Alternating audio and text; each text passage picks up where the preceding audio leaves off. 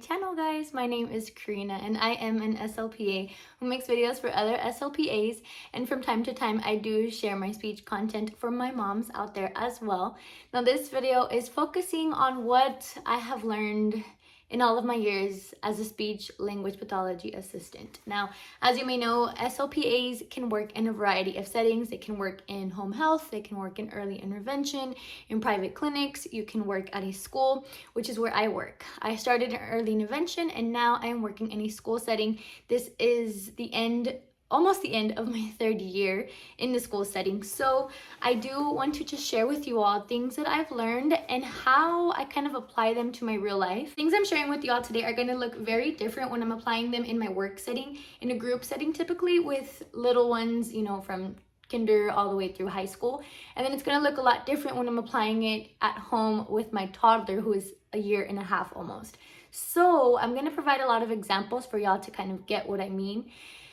I'll just jump right into it. My very first one is using first blank, then blank. I've learned that this is a big key for kind of behavior management, or when you want to provide an incentive, when you really want to get a small child to do something for you. So in speech therapy, that could look like offering a kid first speech, then ball. First speech, then you get to color. There's times when I go to pick up kids from specials and they don't want to leave art class because they're having so much fun and they're coloring and they're using, chalk, or they're using paint and stuff. So what I say is, either leave it drying or you get to take it with you. You can take the completed artwork with you to speech. And they're still like, no, I want to finish painting and this. So I have colors and stuff that they can use. And sometimes I will say first speech, then colors, or first speech, then you get to finish your artwork. And there's other times that kids just are wanting to go outside for some reason, or they don't want to leave their class because they're doing something very fun and engaging. So I'll say, first speech, then ball. First speech, then we get to do something fun. That's how I use it in speech therapy. Now with my son, I do it more for him to get something in return, for him to help me out. So for example, he loves being outside, as a lot of toddlers do. So if he really wants to be going outside at a certain time that's not working for me, or if I'm cooking or if I'm cleaning, maybe it's that I have to finish folding clothes, for example, I'll tell him first, help mommy, then we'll go outside. Maybe it'll be first, get your shoes, then we'll go outside. First jacket, then outside. But keeping it really simple like that helps in speech therapy because they just get it. Or I have to provide a visual in speech therapy, and I haven't done the visual for my son yet. If I keep it simple enough, he understands what I mean, and I typically get what we need to get done. Number 2 is reading lots and lots of books, and this is especially important to me as a mom now, because I remember learning in undergrad that the more often you read to a child, the quicker language development will come. So with that being said, I started reading to my son when he was a few days old, and I would do it like religiously every single night. I would cuddle with him and read to him. Even though he wasn't understanding, I was showing him black and white books with patterns, and he was super interested in that.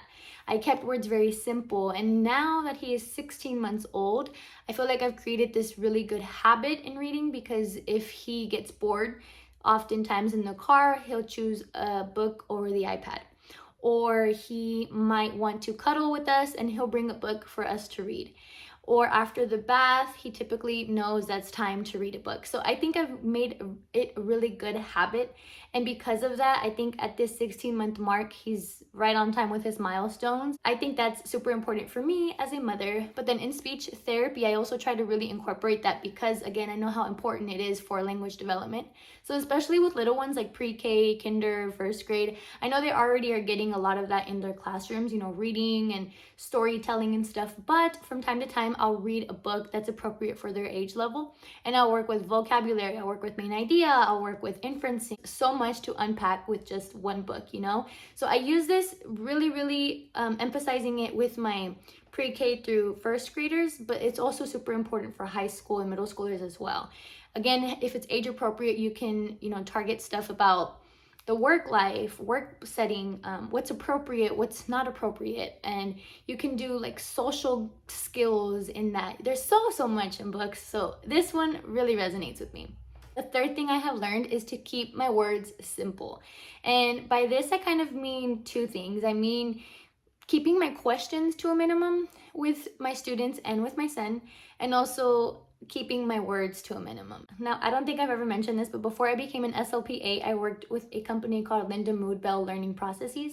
And this is kind of like a reading tutor sort of thing, and I learned a lot from there too. I remember when I would get observed by my supervisor at the time, the very first time she was very honest with me and she said, "You're asking a lot of questions. You're asking a little bit too many questions." So I kind of had to learn to take a step back, and I applied this in my speech sessions because I've just learned if I'm asking too many questions, it's very likely the student is not going to understand. Same with my toddler, right?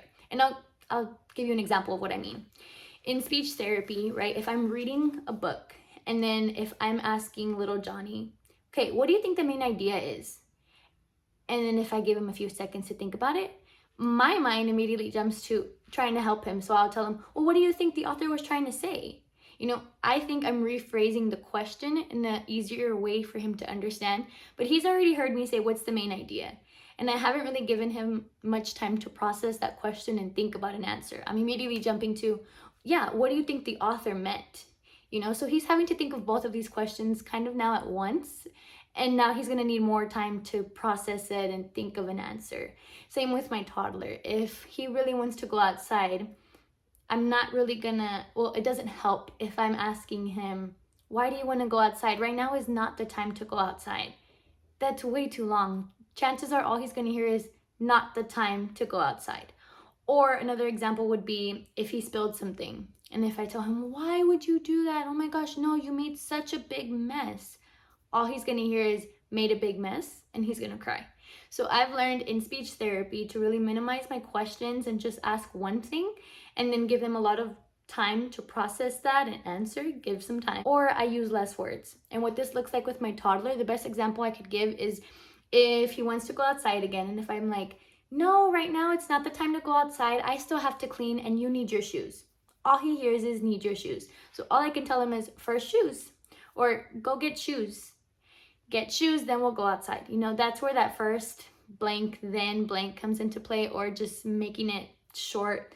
"Mommy wants you to get shoes." Something a lot simpler will be more helpful for my toddler and in speech therapy sessions. The fourth thing I have learned is to offer choices. Now, I think this is the most beneficial for anyone who's working with a speech professional, or if you're getting speech services at home for your toddler and someone is coming in. I think this is like a big thing that's emphasized among speech assistants or SLPs. I think it's big to offer choices because this really helps elicit language. And what this looks like in a speech session, again, is very different from what I'm going to do at home, right? In a speech session, I might be targeting full sentences or complete grammatical sentences. So I might tell Johnny, "Hey, I'm going to ask you some things and I want you to give me a complete sentence." And Johnny's like, "Okay." So I'm going to say, "Okay, do you want to play a board game or do you want to play outside with chalk?" And I'm aiming, right, for Johnny to say, "I want to play outside with chalk," or "I want to play a board game." And that's a complete sentence, right? So I'm giving choices for him to use this opportunity to make a full grammatical sentence. Now with my son, it's not going to be full sentences. At his age, I'm just aiming for him to use words, full words that are understandable for everyone that's with him, right? So if he's pointing at the fridge, for example, and he really wants to eat and he's making it known by crying and pointing and making sounds, then I might pull out a strawberry and a grape and give him the option. Do you want a strawberry or do you want grapes? And the goal here is for him to say strawberries or grapes. I don't want him to point at this point. Ideally, I want him to use a word, right? If he gestures, that's fine. If I understand what he's trying to communicate, it's fine. But the goal is for him to say strawberries or something like that, or grapes. And that's what that looks like in the household. That completes the 4 things I have learned since being an SLPA and what I really apply in my daily life. I do want to say, since being a mom, I've really seen the importance of these things and why people emphasize this, like in speech therapy, why it's talked about in early intervention. Because while I did use it for behavior management, a lot of the times in my speech sessions, I didn't see the more real life application to it until I became a mom. But I do hope you took something away from this video, and if you did and you found it helpful, please make sure to give my video a like and subscribe to my channel, because it'll mean so much to me. And I will catch you all in my next one. Bye.